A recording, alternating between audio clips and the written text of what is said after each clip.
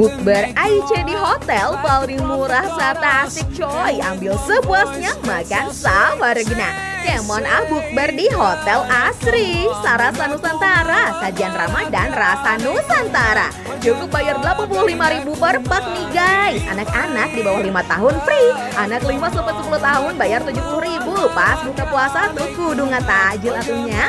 Banyak macam pilihan. Nah yuk ada es kelapa muda, sepuah, kolak candil, buah potong, rujak buah, dan puding. Es kelapa muda nah mantep yuk. Sepuah nah nyegerin.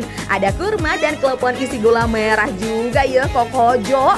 Buat cemilana ada live cooking, sempol, dan gorengan mini. Anak-anak pasti suka nih. Cita rasa lokalnya ada nasi teo, bala-bala, dan gehu ya.